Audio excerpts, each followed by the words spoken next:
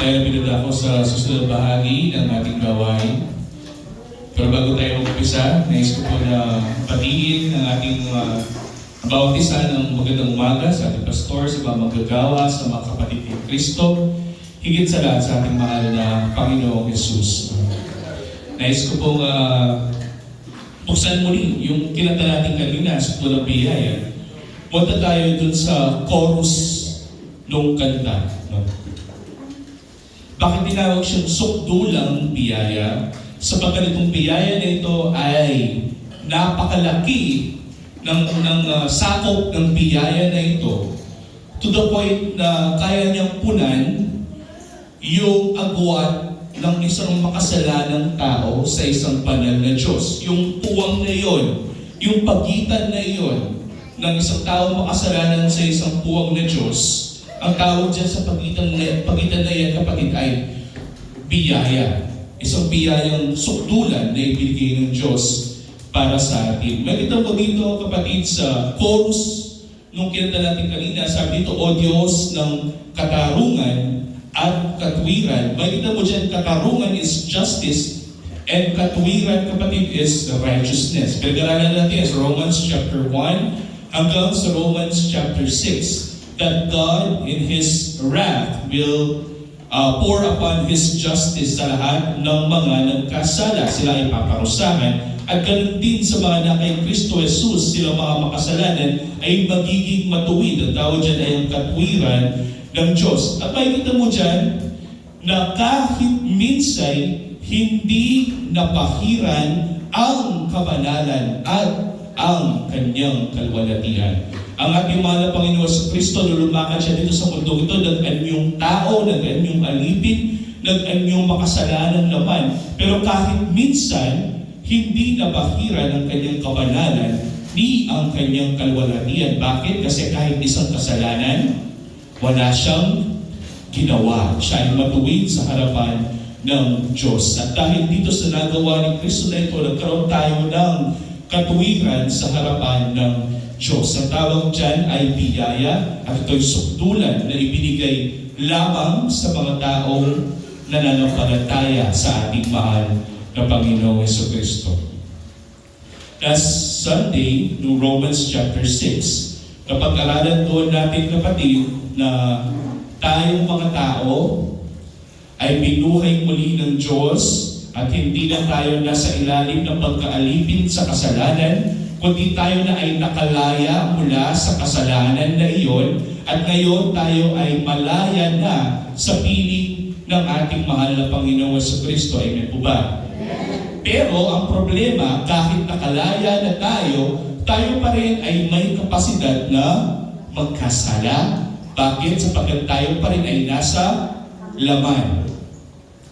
Noong ang ating mahal na Panginoong Jesucristo ay naglakad dito sa mundong ito, namatay ang kanyang pinakamataling na kaibigan. Ang pangalan ng kanyang kaibigan ay si Lazaro. Si Lazaro, kapatid, ay patay na ng 4 na araw nang makarating ang ating mahal na Panginoong Jesucristo. At nandun siya sa libingan ni Lazaro. Yung libingan na yung, kapatid, ay kamukha ng mga libingan natin ngayon. Parang isang malaking, let's say, park. Ganyan. Parang Tierra Santa. Marami yung mga nakalibing doon kasama si Lazaro. So isang malaking libingan, isang kuweba na maraming mga patay na nandoon. Pero noong dumating ang ating mahal na Panginoong Jesucristo, isang tao lamang yung binuhay niyang muli. Ang tanong, kaya bang buhayin muli ng ating mahal na Panginoong Jesucristo lahat ng mga patay doon sa lugar na iyon? Yes. Kasi mayroon siya kapangyarihan, bumuhay ng patay. Pero bakit isa lamang yung binuhay niyang muli at tinawag niya sa kanyang pangalan? Bakit? Kasi siya lamang ang kanyang kilala. Amen po ba? Diba? Dahil kilala ng ating mahal na Panginoong Jesucristo si Lazaro, hindi niya sinabing mabuhay kayong lahat. No. Sabi niya, Lazaro, bumangon ka dyan. At ang ginawa ni Lazaro, bumangon siya. Nabuhay siyang muli. Lumabas sa kuweba si Lazaro. Ang tanong, noong lumabas sa kuweba si Lazaro, Mabango ba siya o mabaho?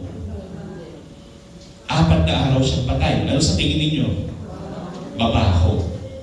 Ganyan din ang isang buhay ng Kristiyano. Oo, binuhay tayong muli ng Diyos, pero mabaho pa rin tayo. Bakit? Kasi nga nasa laman pa tayo at ang laman ay kasalanan at ang baho ng ating kasalanan ay nasa atin pa rin.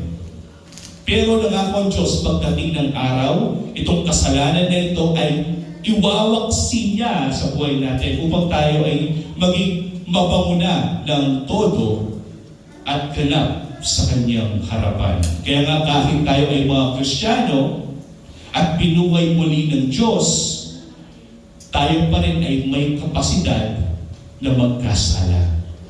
Sapagkat tayo pa rin ay babaho. No? At ito yung pagpapatuloy natin sa Romans chapter 7 and konti sa verse 8. Medyo maaba-haba ito.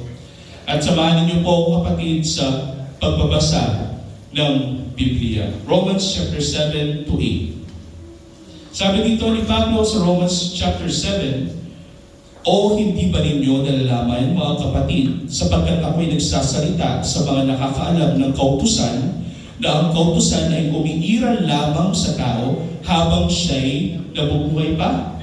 Sapagkat ang asawang babae ay itinali ng kautusan sa asawang lalaki habang ito ay nabubuhay. Ngunit kung mamamatay ang asawang lalaki, siya ay nakalagan na sa kautusan ng asawang lalaki. Ano sinasabi ni Pablo rito? Kapag ang mag-asawang lalaki at babae, hanggat nabubuhay ang isa't isa, sila ay nakatali sa isa't isa sa kautusan. Diba? Bakit? Kasi kapag ikaw ay ikinasal sa asawa mo, mayroon kayong covenant at pangako sa isa't isa na hindi nyo iiwanan ang isa't isa. Amen po ba? So ang lalaki ay nakatali sa babae hanggat buhay ang asawa.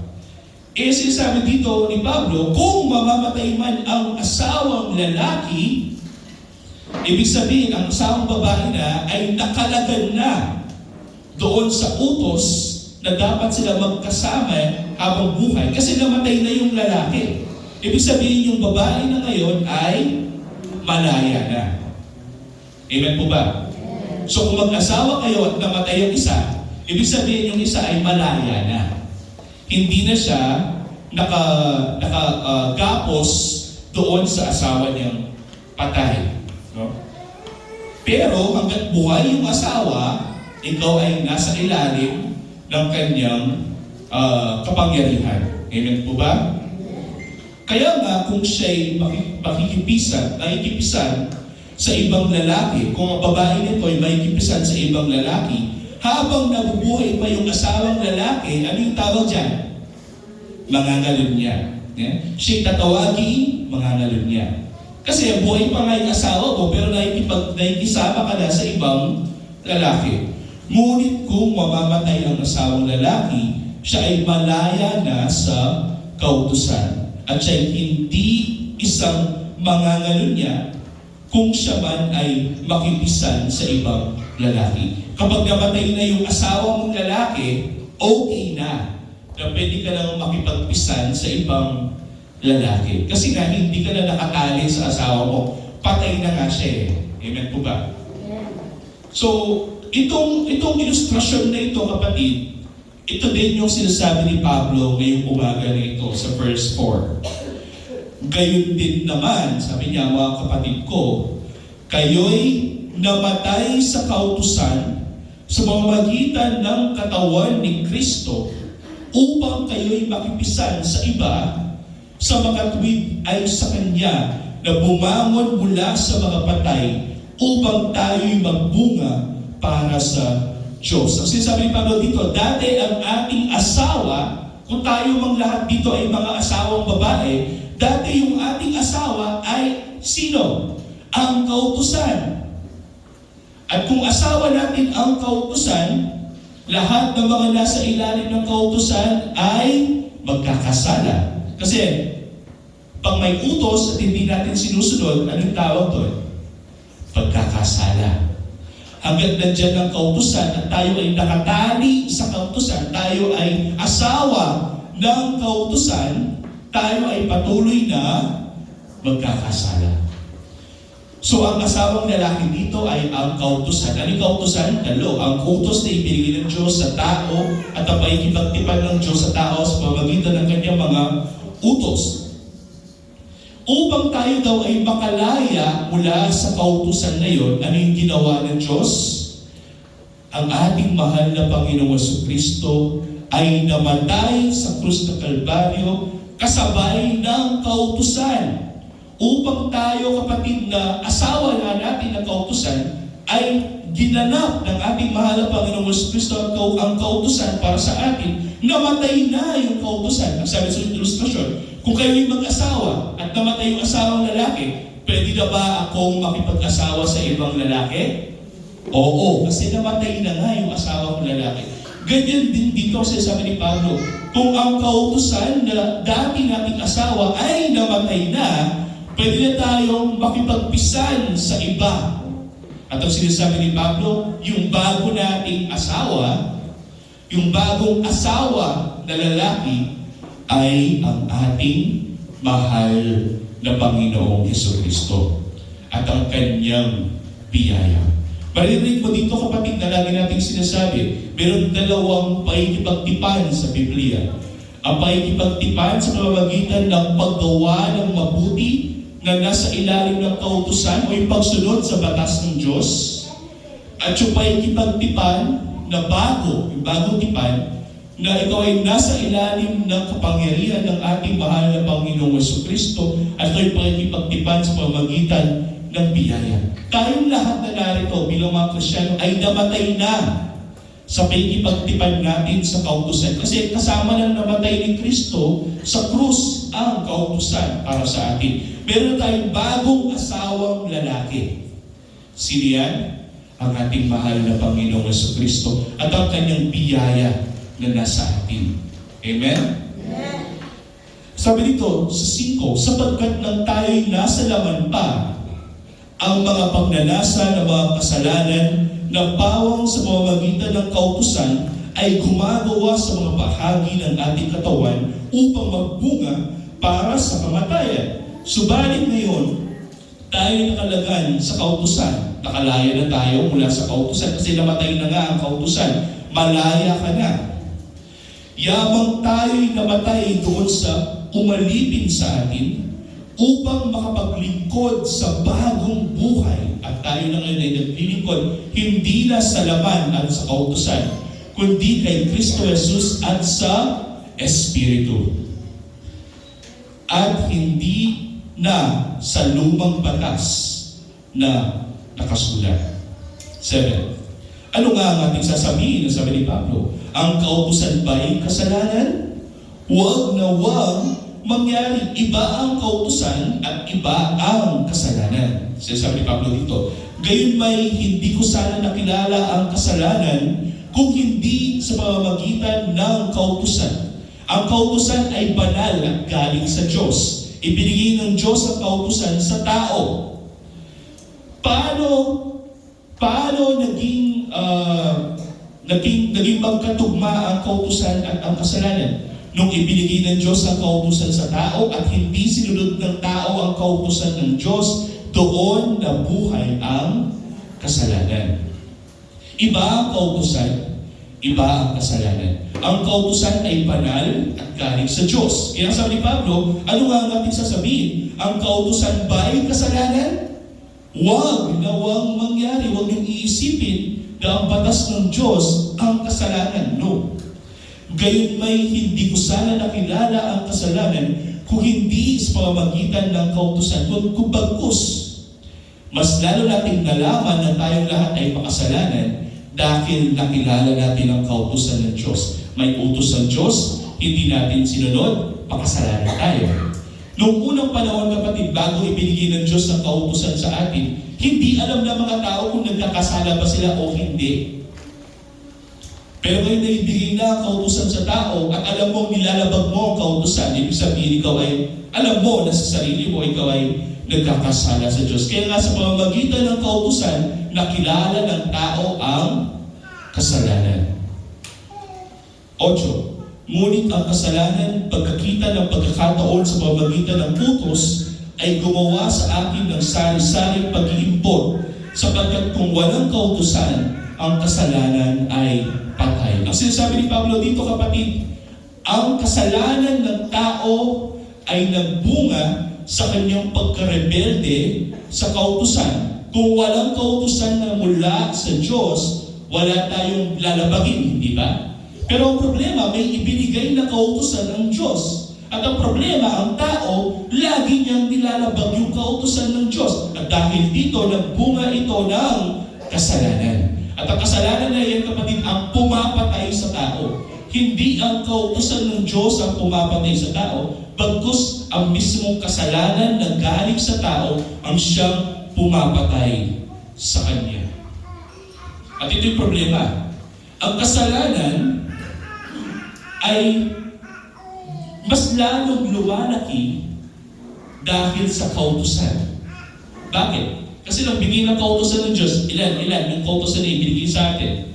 Kung bibilangin natin pati yung mga minor na kautusan, almost 400 commandments ang binigay ng Diyos. Hindi lamang yung 10 commandments, kapatid. Kung sasama natin pati yung pananamit mo, pagkain mo, and everything, that is 400 commandments. Kaya mo bang sundin lahat ng mga yon? Yun yung problema. So, kasalanan, hanggang nilalabag natin yung bawat isang kautusan, ang kasalanan ay mas lalong lumalaki. No? Kaya sabi pa dito, ngunit ang kasalanan, pagkakita ng pagkakataon, ay mas lalong lumalaki dahil sa kautusan ng Diyos. Hindi natin kayang sundin ang mga kautusan ng Diyos. Minsan ako'y nabubuhay na hiwalay sa kautusan, sabi ni Pablo. Sabi ni Pablo dito, minsan ako ay isang makasalanang tao at hindi ko alam ang kautusan. Subalit nang dumating ang utos, sabi ni Pablo, ay muling nabuhay ang kautusan. Sabi ni Pablo, doon nga, nung hindi ko alam ang kautusan, alam ko sa sarili ko na ako ay makasalanan. Pero ngayong nalaman ko na yung kautusan, mas lalo kong nakita ang aking kasalanan. Sabi ko, ang kautusan ay parang salamin. Kapag ikaw ay marumi, ikaw ay makasalanan, at tumingin ka sa salamin, ano makikita mo? Yung sarili mo na marumi at makasalanan. So, ang kautusan, ang gagawin niya, siya magpapakita sa iyo kung gaano ka karumi, kung gaano ka makasalanan sa harapan ng Diyos. At sabi dito, Pablo sa number 10, at ako'y namatay, at ang utos na tungo sa buhay ay natuklasan kong ito'y tungo pala sa kamatayan. Na ang kautusan ng Diyos, kung susundin ko siya ng perpekto ayon sa sarili kong mga gawang mabuti, ako pala ay mamamatay. Kasi hindi pala ako kayang iligtas ng kautusan. Makita mo dito sa 11, sapagkat ang kasalanan, pagkakita ng pagkakataon sa pamamagitan ng utos, ay dinaya ako, at sa pamamagitan nito ay pinatay ako. Akala ni Pablo, kapatid, kapag sinunod ko ang kautusan, ako ay maliligtas. Pero ang problema, sabi niya, mas lalo ko palang nakita ang aking kasalanan at dinaya niya ako. Kasi every time na malalaman ko ang mga utos ng Diyos, mas lalo akong nagiging makasalanan sa kanyang harapan. Imagine, that is Pablo, kapatid. That is Paul. Si Pablo nagsasalita dyan. Kung mayroong tao na pinabanal ng Diyos ng todo, yan si Pablo.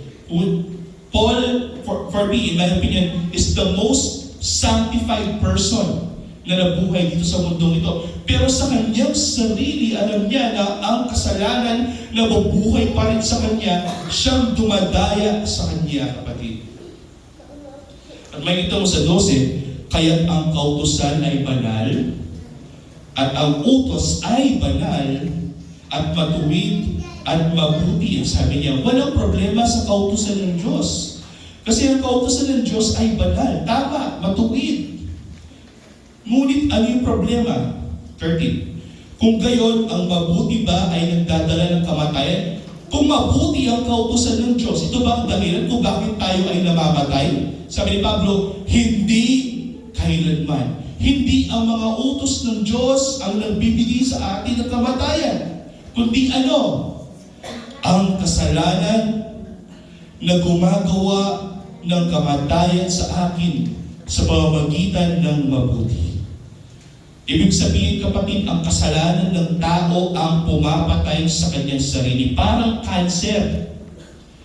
Nasa inyong katawan, nasa loob ninyo yung kasalanan, parang cancer. At every time na nalalaman mo yung mga utos ng Diyos, yung cancer na yun ay palaki ng palaki ng palaki. Yung tumor na yun ay palaki ng palaki. Hanggang pagdating ng panahon, papatayin ka ng cancer.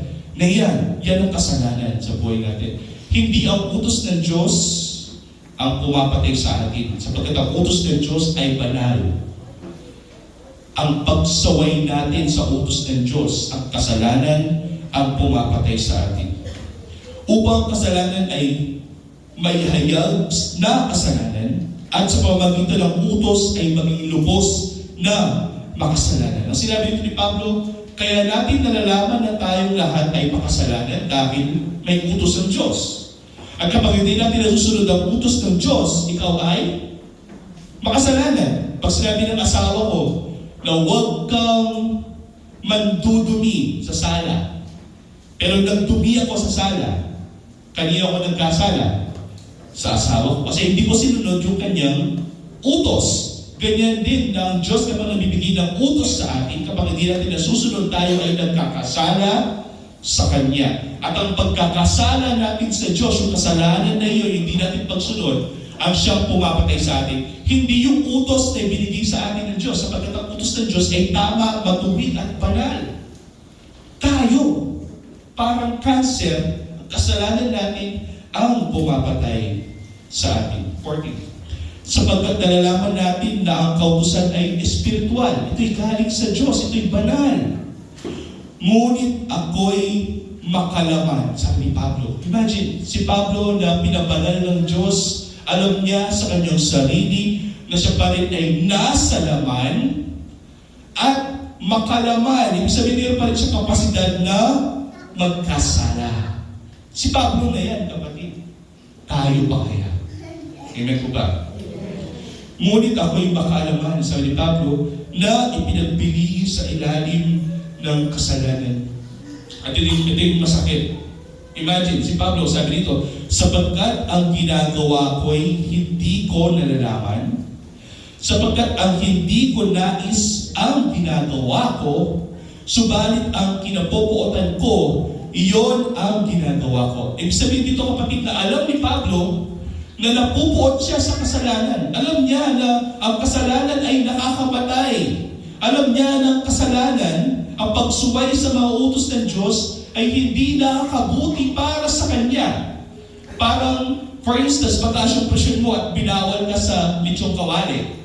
Tsaka sa bagoong, bawal ka doon. Alam mo, bawal ka sa lechong kawali.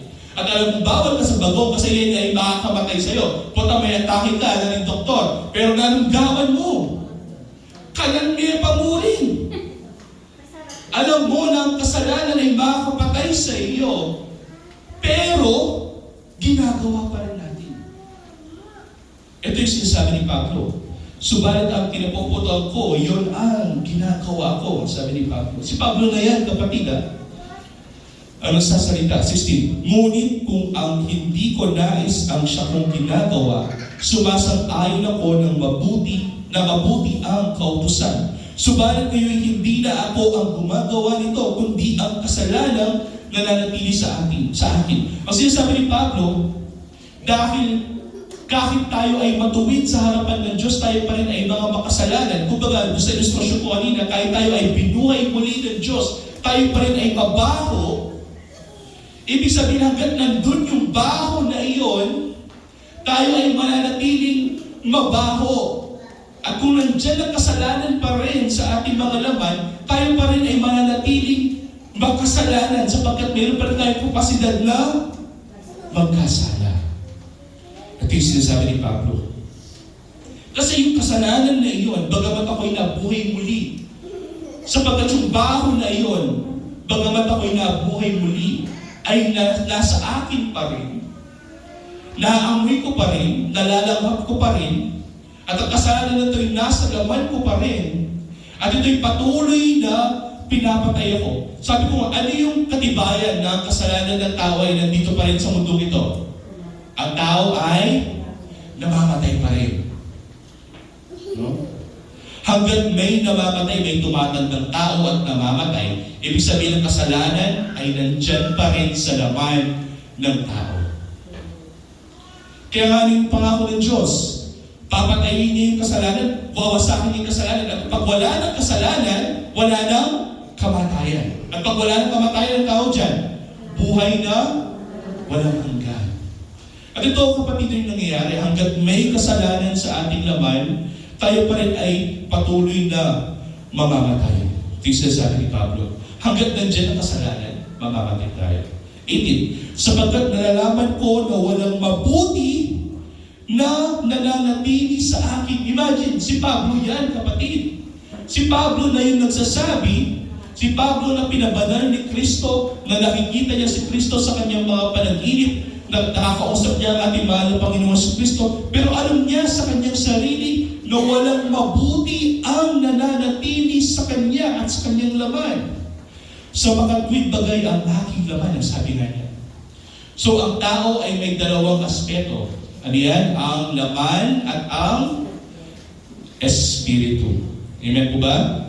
Ang laman ay yung physical na pangatawan at yung kasalanan na naibigay sa atin. At ang espiritu, kapatid, yung pagbuhay muli ng Diyos at yung paggagay ng espiritu at yung pagbibigay sa atin ng kalakasan pamamagitan ng kanyang banal na espiritu at ang kanyang mga salita. So may dalawang aspeto yung tao sa kanyang buhay. Meron siyang laman at meron siyang espiritu.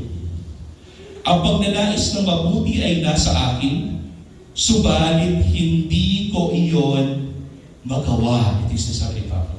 Alam niya ang mabuti. Alam niya ang kautusan ng Diyos. Alam niya na nais niyang sumunod sa mga kautusan ng Diyos. Nais niyang sundin ang kautusan ng Diyos ng perpekto. Pero hindi niya magawa. Bakit? Kasi siya pa rin ay nasa laman at siya pa rin ay nasa ilalim ng kasalanan. Kaya masabi ko nung last Sunday, we are all simultaneous and peccator. That is the Latin for simultaneously just and sinner. Tayo ay matuwid na sa harapan ng Diyos dahil sa ating mahal na Panginoon sa Kristo.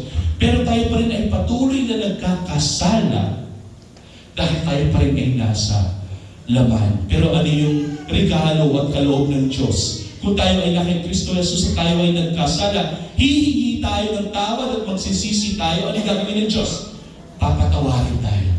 Kasi sa John chapter 15, sabi na ating mahal na Panginoon sa Kristo, kung ano man yung hingin ninyo sa Ama ko sa langit, sa aking pangalan, ay ibibigay niya sa inyo. Ano yung kahilingan ng isang tao makasalanan?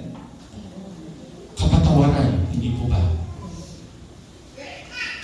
At kung tayo ay nagkasala sa harapan ng Diyos, humingi ka ng tawad sa Diyos at ikaw ay patatawarin sa ngalan ng ating mahal na Panginoon sa Kristo. Iyan yung pinagkaiba natin sa mga ibang tao na wala kay Kristo. Yung mga wala kay Kristo, hihingi sila ng tawad sa Diyos, pero hindi nila hihingi ng tawad ang kanilang mga kasalanan sa ngalan ni Kristo. Pero tayo mga kay Kristo, hihingi tayo ng tawad sa ngalan ng ating Panginoon. At ora mismo, sigurado tayo ay pakikinggan ng Ama sa langit. Bakit? Sapagkat hiningi natin ito sa ngalan ng kanyang anak. At tingin mo, hindi papakinggan ng Ama ang kanyang anak? Natural lamang na tayo ay patatawarin sa ating mga kasalanan. 19. Sapagkat ang mabuting na aking nais ay hindi ko ginagawa, sabi ni Pablo. Ngunit ang masama na hindi ko nais ang siyang ginagawa ko. Ganyan din tayo, di ba? Alam natin na hindi nakakabuti sa atin kung tayo ay, let's say, iinom ng alak o mag-iyosin. Alam naman natin yan na hindi naman nakakabuti sa atin yan, amen po ba?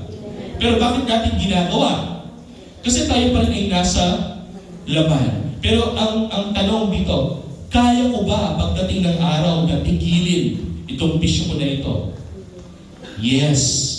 Bakit? Kasi ang Diyos ay nangako sa lahat ng mga tao na kay Kristo Jesus. Sila ay bibigyan niya ng Espiritu Santo na siya magbibigay sa atin ng lakas upang labanan natin ang tukso ng kaaway, ng laman at ng mundo ito.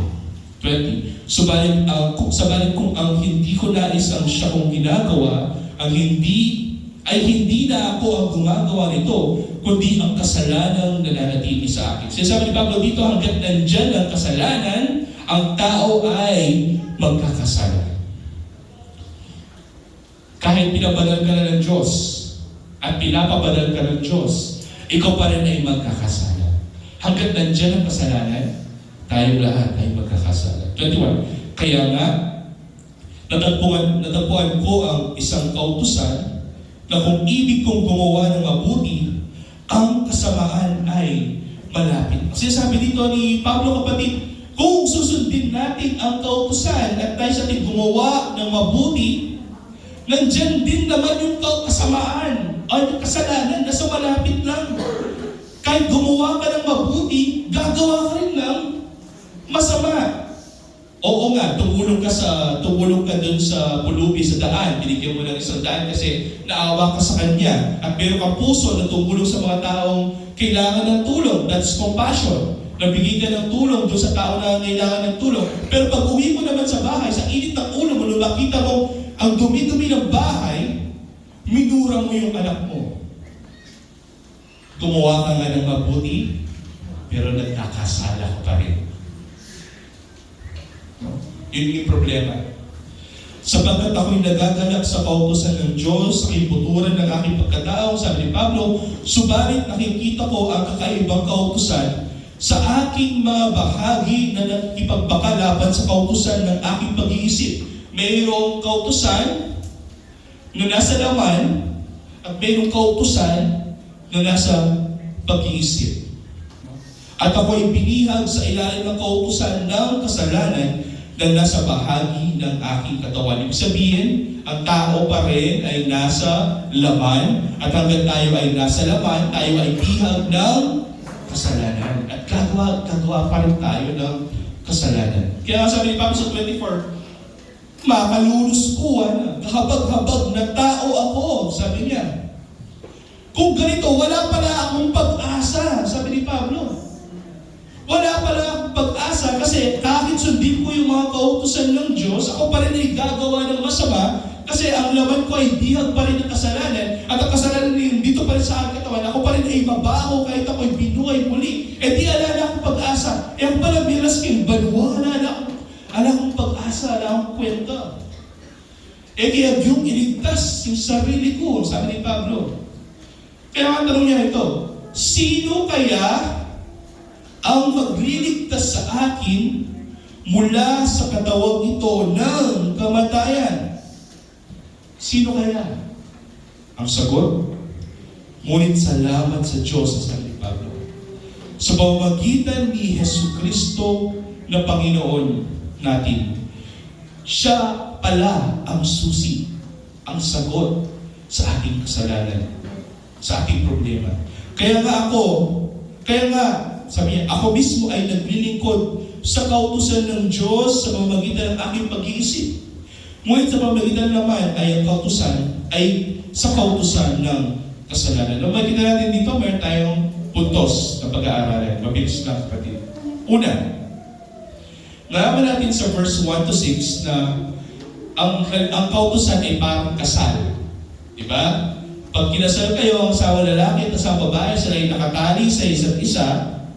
Ang babae ay nakatali sa kanyang asawa habang siya ay nabubuhay. Ngunit kung mamamatay na yung asawang lalaki, siya ay malaya na. Kasi ngayon din kapatid na parang tayo noon ay dating nakatali sa kautusan kasi ang asawa natin ay ang kautusan ng Diyos. Ngunit sa pamamagitan ng kamatayan ni Kristo sa krus, namatay na din yung asawa nating kautusan. Ibig sabihin, kapag namatay yung asawa nating lalaki, tayo na ay malaya na. Kapag tayo malaya na, tayo ay namatay na sa kautusan. Ngayon, tayo ay asawa na ng ating mahal na Panginoong Jesucristo. Kaya ang instruksyon ng ating mahal na Panginoong Kristo sa kanyang simbahan ay ano? Ang kanyang bride, ang kanyang asawang babae. At siya ang asawang lalaki. Diba? Amen ba? Alam niyo yun? Yes. Ang instruksyon ng ating mahal na Panginoong Kristo ay tayong mga naglilingkod at sumasampalataya sa Kanya ay ang kanyang asawang babae. At siya ang asawang lalaki. Dati, ang asawa nating lalaki ay ang mga kautusan ng Diyos. Pero hindi natin kaya sundin ang mga kautusan ng Diyos. At kung tayo mananatili dun sa asawa natin, tayong lahat ay mamamatay. Kasi ang bunga ng kautusan ay kasalanan. Kaya ang ginawa natin mahal na Panginoon Kristo nung namatay siya sa krus ng Kalbaryo, kasama niyang namatay ang mga kautusan, at tayo ngayon ay malaya na. Kaya kanta natin kanina, malaya, malaya, malaya, malaya. Bakit? Kasi wala na tayo sa sumpa ng kautusan. Ngayon tayo na ay asawa na ng ating mahal na Panginoong Hesus Kristo. Anong layunin ito? Dahil ito upang makapagdulot tayo ng bunga para sa Diyos sa bagong pamumuhay sa Espiritu, hindi sa lumang paraan na pagsunod sa batas ng Diyos, kundi sa bagong paraan na sa paglilingkod at pananampalataya sa ating mahal na Panginoong Hesus Kristo. Pangalawa, nalaman natin sa verse 7 to 13 na yan, ang kautusan ay banal, ngunit ito ay nagbubunyag at nagahayag ng kasalanan ng tao para siyang salamin. Amen po ba? Nilinaw ni Pablo na ang kautusan ay hindi kasalanan. At ang kasalanan ay hindi ang kautusan. Ang kautusan ay galing sa Diyos, ito ay banal. At ang kasalanan ay galing sa tao. At ito ay marumi. Ang kautusan ay hindi kasalanan. Sa halip, meron pa rin kaugnayan ng dalawa. Ang kautusan ng Diyos ay banal, at kapag titignan natin ang kautusan ng Diyos at titignan natin yung ating pagkapasaway, malalaman natin sa ating sarili na tayo palang lahat ay nagkasala sa harapan ng Diyos. Bago dumating ang kautusan, parang patay ang kasalanan. Ibig sabihin, hindi natin alam kung nagkakasala ba tayo o hindi, kasi wala pang utos eh.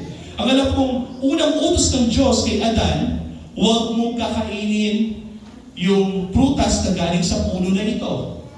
Yun lang yung kautos ng Diyos kay Adan. Pero isang utos, nilabag niya. Diba? Imagine, isang utos na lang yun. Nilabag pa rin ni Adan yung utos. At dahil doon, kapatid, sa mga panahon na yun, from Adan hanggang kay Moises, hindi natin alam kung nagkakasala ba talaga yung tao. Kasi wala pa yung formal na kautusan. Pero ngayon dumating na yung kautusan, nalaman natin na bawal palang pumatay. Pinatay ni Cain si Abel. Bawal pala yung ginawa niya. Diba? So makikita natin dito na ang kautusan, nalaman natin ang kasalanan. At ang kasalanan ay nalaman natin dahil sa kautusan. Pero ang kautusan ay hindi kasalanan, at ang kasalanan ay hindi ang kautusan. Kaya ang kautusan ay banal, matuwid at mabuti, ngunit ginamit ng kasalanan ng kautusan upang maudyok ng paghihimagsik at hatulan ang tao. No? Dahil sa kasalanan na ito, tayong lahat ay namamatay. Ipinapakita ng kautusan kung gaano kasama talaga ang kasalanan para siyang salamin. Pero hindi tayo kayang linisin ng kautusan. 3. Ang panloob ng pakikipaglaban sa kautusan, that is verse 14 to 25. Kasalanan. Inilarawan ni Pablo ang matinding tunggalian ng kagustuhang sumunod sa kautusan ng Diyos laban sa makasalanang laman. Na bagamat tayo, nais natin sumunod sa mga kautusan ng Diyos, pero dahil tayo ay nasa laman, tayo pa rin ay nagkakasala. Ito yung sinasabi ni Pablo. Inamin ni Pablo na ang kautusan ay spiritual. Ngunit siya, si Pablo na yan, kapatid, if there's a person that is most sanctified by God, it is Paul. Pero si Paul, na pinapabanal ng Diyos, inamin niya sa kanyang sarili na ang kanyang laman ay patuloy pa rin nagkakasala. Sapagkat alam niya na ibinenta sa pagkaalipin ng kasalanan ang kanyang laman. At madalas niyang ginagawa ang kanyang kinamumuhian, which is ang kasalanan, at hindi nagagawa ang mabuting nais niyang gawin. Parang tayo rin, di ba? Nagkakasala pa rin tayo. No? Walang perfecto sa atin. May ibang batas na kanyang laman. Ang kasalanan na yun yung batas, kapatid. Ay nakikipagdigma laban sa kanyang pag-iisip. Sa huli, napasigaw siya. Ano yung sigaw niya? Ako'y kahabag-habag na tao. Wala na akong pag-asa, sabi ni Paul. Kasi adyan pala, balo kay kautusan na rin Diyos, magkasala pa mo rin hanggang katsukin ka akong laman. Kaya ang tanong niya, sino kaya yung makapagligtas sa akin mula sa katawang kamatayan? Mula sa kasalanan na ito? Ang sagot, ang ating mahal na Panginoon Jesucristo na siyang Panginoon natin. Yung conclusion natin sa Romans chapter 7. Sa kanyang pag-iisip, naglilingkod siya sa kautusan ng Diyos, si Pablo. Ngunit sa laman ay nanatiling mahina laban sa kasalanan. Kapag hanggang tayo ay nasa laman, tayo pa rin ay patuloy na magkakasala. Kahit ikaw ay isang pastor, mayroon ka pa rin kapasidad na magkasala. Imagine, that is Paul. Si Pablo, inamin niya, yung ayaw kong gawin, alam kong mali, alam kong bawal, pero ginagawa ko pa rin, sabi niya. No? Kasi alam niya na siya ay nasa laman. Meron tayong 4 na puntos dyan, kapatid, sa Romans chapter 7. Una, pagkamatay sa kautusan. Dati ang asawa natin ay ang kautusan, pero namatay na yon sa krus ng Kalbaryo dahil sa ating mahal na Panginoon Jesucristo. At ngayon, sa mga pinalaya na mula sa pagkaalipin sa kautusan, tayong lahat ay sumasampalataya sa ating mahal na Panginoon Jesucristo. Siya na yung bago nating asawang lalaki. Amen? Pangalawa, tunay na layunin ng kautusan. Hindi ito nagliligtas, kundi naglalantad ng kasalanan. Oo, nandiyan ang kautusan. Oo, dati nating asawa ang kautusan. Pero ang problema, ang kautusan ay hindi nagliligtas ng tao, bagkus mas lalo niyang ipinapahayag sa tao ang kanyang kasalanan para siyang salamin, kapatid. Ginamit yun yan po bang panglinis? Mahalan ng pong panimalin ng salamin. Makapaglinis, kapatid. Ibig sabihin, hindi nakapaglinis ng kasalanan ang kautusan. Kahit ito'y banal, hindi ito nakapagligtas ng tao. Pangatlo, ang pakikipaglaban ng tao ay patuloy hanggang sa mga oras na ito, kahit tayo ay na kay Kristo Jesus at tayo ay nasa Espiritu, at ang Espiritu Santo ay nasa atin, tayo pa rin ay may kapasidad na magkasala. Kaya ang babala ni Pablo, tayo ay makipaglaban sa ating laman. Kung nandyan yung laman at tinutukso tayo ng laman na gumawa ng kasalanan, labanan natin ito. Sapagkat yung kahinaan natin, kung may kahinaan ng tao, ang kanyang laman. Minsan na natataka ako sa mga tao na nagkakasala, sinisisi nila agad yung demonyo. Sasabihin nila, the devil made me do it. Kasalanan ng demonyo eh. Siya yung nagtulak sa akin na pumatay ng tao. Pero hindi mo alam, kapatid, kahit hindi kayo tulak ng demonyo, yung mismong laman mo, kapag ito'y mainit ang ulo, kaya niyang pumatay ng tao. At siya kinasbog mo. Diba? Sabi mo ito, kanyaman ng pakeniyan, tatirisan ke. Kung di mo baril, hindi ka mabirilan ng tao ngayon. At siya kayo mong salita. Pero sa isip mo, alam mo, puwapatay ka na. Tayo lahat ay mamamatay tao. Amen po ba? Nagkakasala tayo sa Diyos. Pangapat, kailangan natin kay Kristo Jesus. Kung di natin kaya na iligtas ang ating sarili sa pagsunod sa kautusan, kung hindi natin kaya iligtas sa ating sarili sa pagiging mabuti at paggawa ng mabuti ayon sa kautusan, wala nang pag-asa. Unless ikaw ay na kay Kristo Jesus na siya tumupad ng kautusan para sa atin. Kaya sabi ng katanina, O Diyos ng katarungan, at katwiran. Na kahit minsan hindi napakira ng kanyang kabanalan at kalwalhatian. Nung lumakad si Kristo dito sa mundo ito, kahit sa kasalanan, wala siyang ginawa. Ang tagumpay laban sa kasalanan ay hindi sa sariling gawa o sa kautusan, kundi ito'y sa mga gawa ng ating mahal na Panginoong Jesucristo. Kaya nga, ano yung conclusion ni Pablo sa Romans chapter 8, verse 1 to 11? Basahin ko ito na mabilis, kapatid. Kaya nga ngayon, sabi ni Pablo, conclusion. Kung dati ang asawa natin ay ang kautusan at namatay na yung dati nating asawa na iyon, ang kautusan, meron tayong bagong asawa ngayon, meron tayong bagong tipan ngayon, sino yan? Ang ating mahal na Panginoon Jesucristo. Wala tayo sa tipan ng paggawa ng mabuti sa kautusan, kundi na sa pagkikipagtipan na tayo sa Diyos sa pamamagitan ng ating mahal na Panginoon Jesucristo at sa pamamagitan ng kanyang biyaya.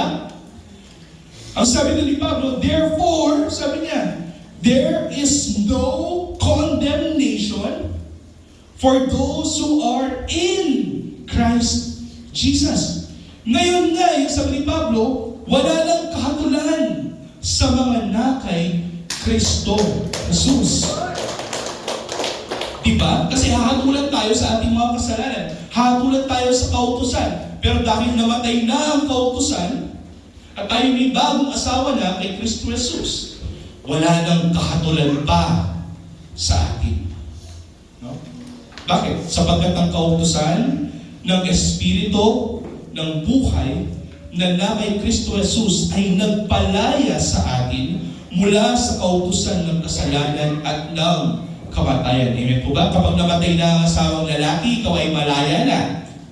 At kung namatay na ang kautusan sa krus ng Kalbaryo, tayo ay malaya na sa kautusan at kasalanan, ngayon tayo ay kay Kristo na. Sapagkat ang hindi magawa ng kautusan, ano yun? Yung magligtas ng tao. Yamang ito ay pinahina ng laman, ay ginawa ng Diyos sa pagsusugo ng kanyang sariling anak.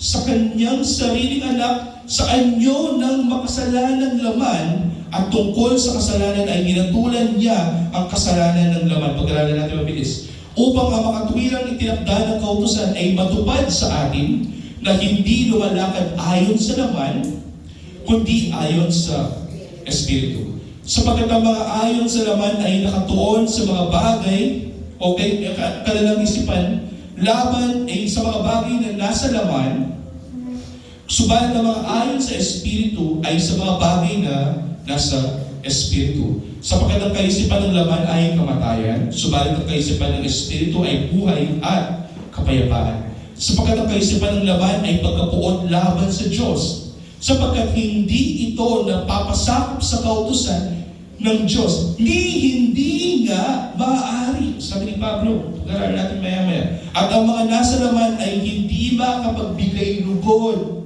sa Diyos. Ngunit kayo'y wala na sa laman, sabi ni Pablo, kundi nasa Espiritu.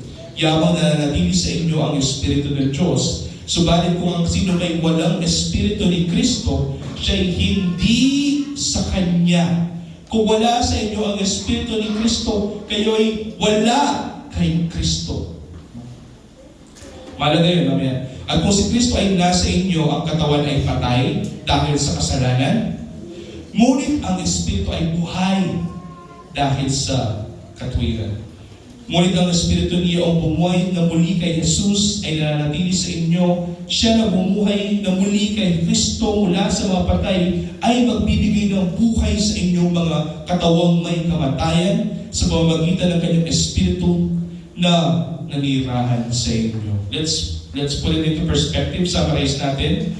Romans chapter 8, verse 1 to 2. Ang sinasabi dito, na wala ng kahatulan sa mga tao na kay Kristo Jesus. Ang ibig sabihin nito, sa pamamagitan ni Kristo, ang batas ng Espiritu ng buhay ay nagpalaya sa mga mananampalataya mula sa batas ng kasalanan at kamatayan.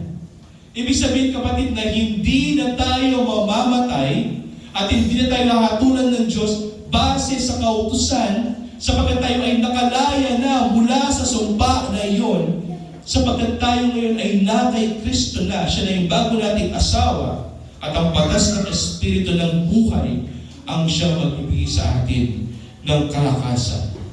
Ito ang pundasyon ng katotohanan na ito. Ano yung pundasyon? Please take note.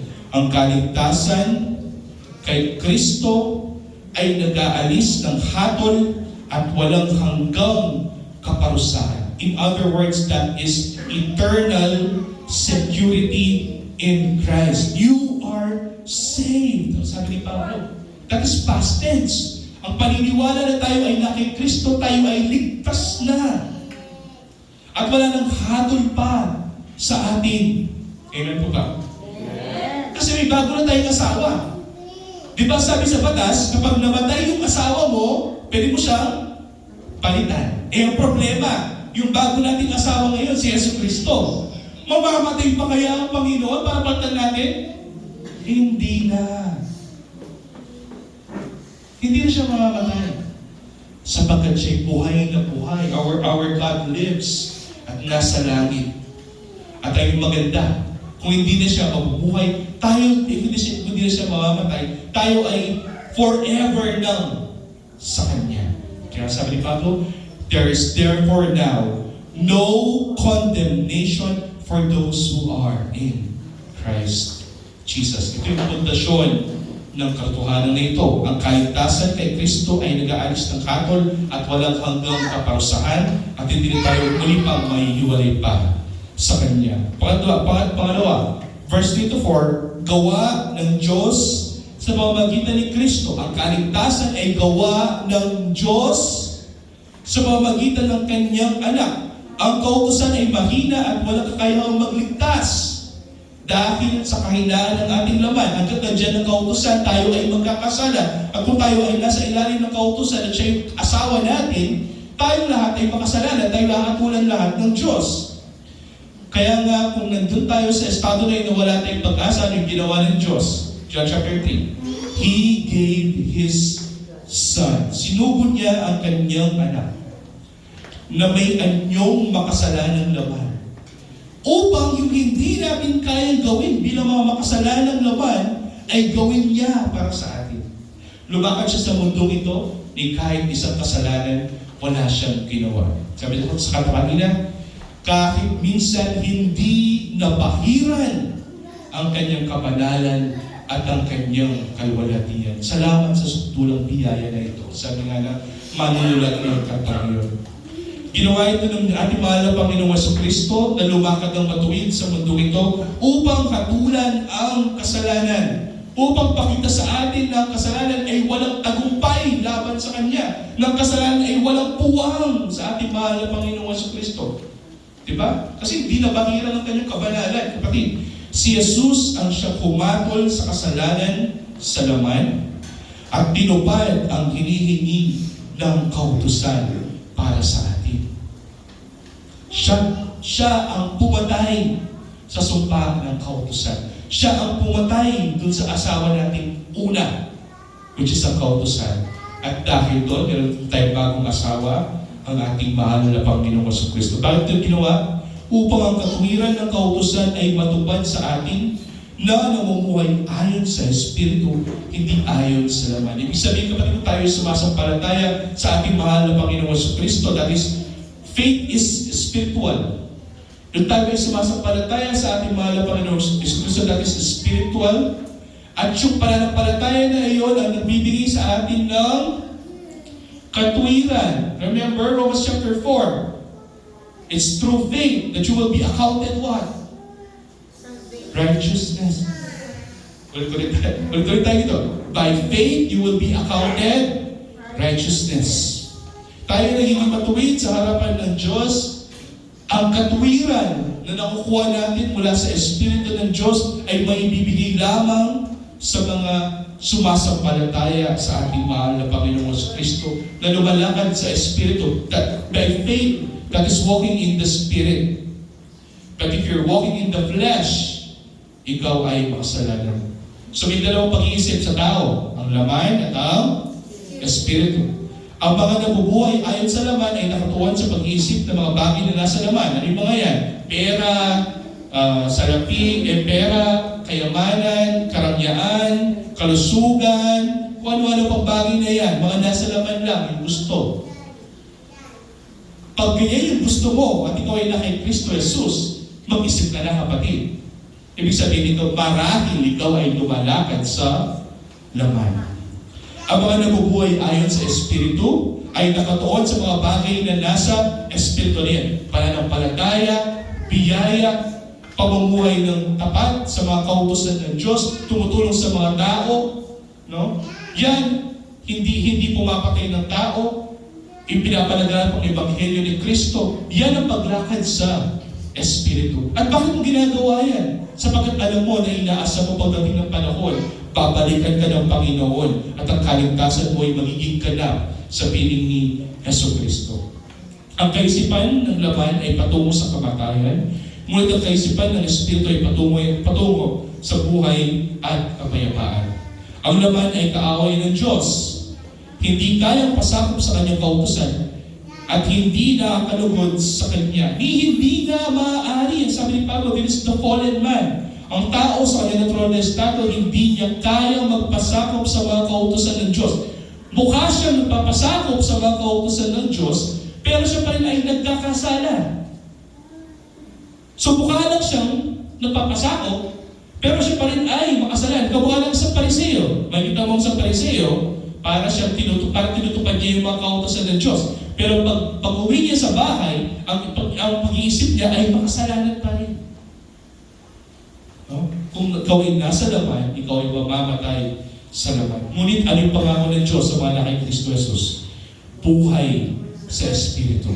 No? Kung ikaw ay kay Kristo, buhay sa Espiritu. Ang mga mananampalataya ay hindi na nasa ilalim ng laman, kundi nasa ilalim na ng Espiritu. Kung Espiritu ng Diyos ay nananahan sa kanila, at ito ay ibinigay ng Diyos sa atin, sapagkat ito ay pinangako ng ating mahal na Panginoon Kristo sa lahat ng mga taong sumasampalataya sa Kanya. Ito yung katotohanan. Ang sino mang walang Espiritu ni Kristo ay hindi kabilang sa Kanya. Pwede na mukha kang Kristiyano, mukha kang nag-a-attend ng church, mukha kang gumagawa ng mabuti, pero wala pala sa iyo ang Espiritu ng Diyos. Mukha ka lang na Kristiyano. Kasi ang kambing ay pwede magpagkap na tupa. Pero ang tupa ni Kristo ay hindi niya kaya magpangkap na isang kambing. Natural lamang sa isang tupa ni Kristo na gumawa ng bagay na mabuti ayon sa pangalan ni Kristo. Kung si Kristo ay nasa inyo, patay man ang katawan dahil sa kasalanan, ang Espiritu naman ay nagbibigay ng buhay dahil sa katwiran. Sabi mo, we are both just and sinner. Tayo pa rin ay makasalanan kasi tayo pa rin ay nasa laman. Pero ang good news, mayroong Espiritu ng Diyos na nasa atin at ito ang nagbibigay sa atin ng katwiran. We are simultaneously just, we are simultaneously righteous. Kaya kahit tayo mga nasa laman, tayo pa rin ay nakakagawa ng mabuti sa ngalan ng ating mahal na Panginoong Kristo dahil meron tayong Espiritu Santo na nasa atin. Ang Espiritu na bumuhay kay Jesus mula sa mga patay pagdating ng panahon, ang siya rin bubuhay din sa atin at sa ating katawang namamatay pagdating ng panahon. Kung paano binuhay ng Espiritu Santo ang ating mahal na Panginoong Kristo, after 3 days, pagdating ng panahon, tayo din naman ay bubuhayin muli ng kaparehong Espiritu ng Diyos. Ang laman ay kaaway ng Diyos, hindi kaya pasakop sa kanyang kautusan, at hindi nakakalugod sa Kanya. Tandaan mo yan. So, meron tayong 5 tema, dito magtatapos. So, Romans chapter 8, verse 1 to 11, ang nalaman natin, may katiyakan ng kaligtasan kay Kristo. Walang kahatulan sa mga nakay Kristo Jesus. Pangalawa, kalayaan mula sa kasalanan at kamatayan. We are free. Tayo ay malaya na. Ang Espiritu na nagbibigay ng buhay kung saan ang laman at kautusan ay mahina ay nasa atin na. So tayo ay nakalaya na mula sa sumpa ng kautusan. Pangatlo, tagumpay ni Kristo sa pamamagitan ng kanyang sakripisyo na hatulan ang kasalanan. Ibig sabihin, kung hindi nagtagumpay ang kasalanan kay Jesucristo, sa lahat ng mga na kay Kristo Jesus, hindi rin magtatagumpay ang kasalanan sa kanila. Bakit? Kasi kahit magkasala ka man, kung magsisisi ka at hihingi ka ng tawad sa ngalan ng ating mahal na Panginoong Jesucristo, sigurado 100%, patatawarin ka ng Ama na nasa langit. That is the essence of John chapter 15. Abide in me, and I am in you, for those who are in Christ. You shall ask what you wish. Ang sabi natin, mahal na Panginoon Kristo, and it shall be done unto you. What is the wish of a person who is a sinner? Forgiveness of what? His sins. And if he asks for the forgiveness of his sins, it will be given unto him. There is therefore now no condemnation for those who are in Christ Jesus. Okay. Pamamalagi ng Espiritu, patunay ng tunay na pag-aari kay Kristo. Paano natin malalaman yung mga tunay na kay Kristo? Meron silang tatak ng Espiritu Santo. At sa mga lahat ng mga tao may tatak ng Espiritu Santo, ano yung bunga nila? Bunga ba ng laman o bunga ng Espiritu? Bunga ng Espiritu. At ano yung mga bunga ng Espiritu? Paigyan nyo yung mga children's choir pag kumanta sila ng the fruit of the Spirit para malaman natin. Although, pinres yun ni Pastor yan, ilang beses na. At ang panghuli, meron tayong pag-asa ngayon sa buhay na walang hanggan sa piling ng ating mahal na Panginoon Kristo. Ang Espiritu ang katiyakan ng muling pagkabuhay at walang hanggang buhay. Kung meron kang tatak ng Espiritu Santo na bumuhay muli kay Kristo, pagdating ng panahon, it is the same Spirit na bubuhay muli sa atin at makakapiling natin ang ating Panginoon pang walang hanggan na ito. Amen? Amen. Tandaan, hindi na tayo asawa ng kautusan. Meron tayong bagong asawa. Meron tayong bagong tipan. Sino yan? Ang ating mahal na Panginoong Jesucristo. At kung siya ang ating asawa at mananatili tayo sa Kanya, wala nang kahatulan pa sa atin. Bakit? Kasi hindi na siya mamamatay. Hindi na siya kayang palitan. There is no other name than the name of our Lord Jesus Christ. At sa Kanya, lahat ng pagkakasala ay may kapatawaran. Kaya ano yung call ng gospel? Repent. Repent. Paulit-ulit yan. Kasi kahit ikaw ay nakay Kristo, you will always do repentance. Kasi ikaw pa rin yung magkakasala, whether you let it or not. And the constant sa isang Kristiyano is repentance. And huwag ka magalala, if you repent of your sins, you will be forgiven. And that is the hope we have in Christ. There is eternal security, and this is the salvation we need in our Lord. Let's pray. Ama, maraming salamat at nalaman namin ang totohanan na ito, na hindi na pala kami nasa ilalim ng kautusan at namatay na ang kautusan sa amin. Kami ay malaya na, at ngayon ang aming asawang lalaki ay ang aming mahal na Panginoong Jesucristo. Ang kanyang katwiran ay napasa amin sa pamamagitan ng pananampalataya, at ito ay dakilang biyaya na binigay mo sa bawat narito, sapagat alam namin na walang taong lalapit kay Kristo kung hindi mo ibibigay sila sa Kanya. Maraming salamat o Diyos sa dakilang biyaya na ito, the drawing of your Spirit in us to Christ. Ngayong umaga na ito, mahal na Panginoon, tanggapin mo ang aming pagsamba sa iyo.